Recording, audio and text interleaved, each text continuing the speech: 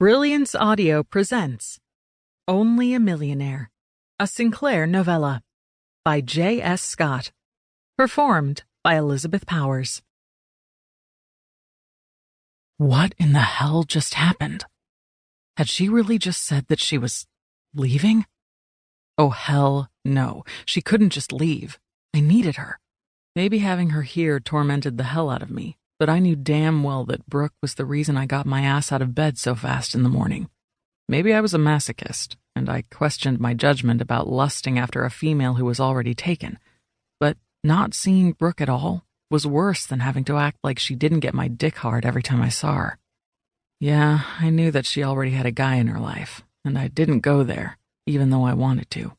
But I was used to seeing her face almost every day. I wanted her here at Sullivan's. I strode to the bathroom and hammered on the door. "I don't accept your notice," I bellowed.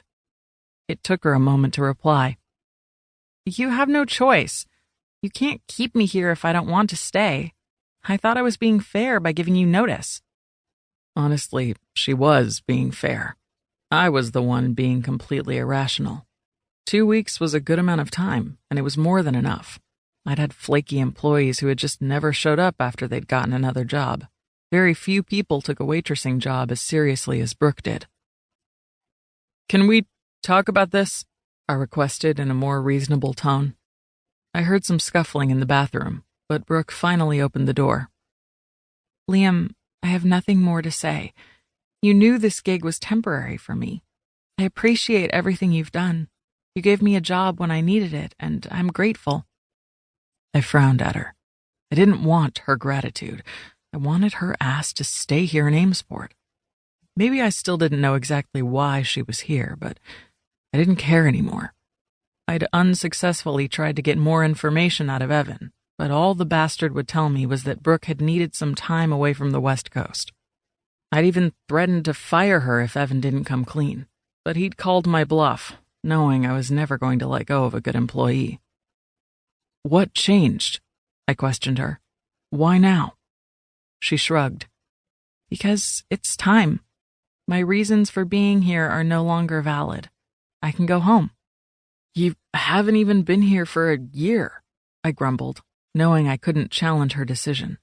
She was only an employee, and she had every right to quit if she wanted to. But I wasn't letting her go without a fight. She laughed. "A year is a long time. I never planned on staying this long." She was probably missing her boyfriend, even though I had my doubts about how serious he really was about Brooke. He'd only come to see her a couple of times, and he hadn't stayed long. "Other than your boyfriend, what do you have on the West Coast? At least you have a job here." "My whole family is there, Liam. I have 3 older brothers, a twin sister, and a younger brother just out of medical school." I was surprised. She didn't talk about her personal life much. I had no idea that she had a lot of family. "You have a twin? Does she look like you?" She shook her head. "We aren't identical, but you can tell that we're sisters. I miss her. We talk on the phone, but I've never been away from her for this long." "Why didn't you tell me you had family there?" She shrugged. "I couldn't say much about my personal life." Fuck. I hated the fact that Brooke and I had never really gotten to know each other. We should have. She'd been here long enough. But she obviously hadn't wanted to be found, and I was too busy trying to make her believe that my attraction for her was history. We'd spent a lot of time in the same space, but we never really talked. Honestly, I blamed myself for that. If I hadn't been so involved in trying to tell myself that I didn't want to fuck her, we could have been friends. Hard to be friends when all I can think about is making her come.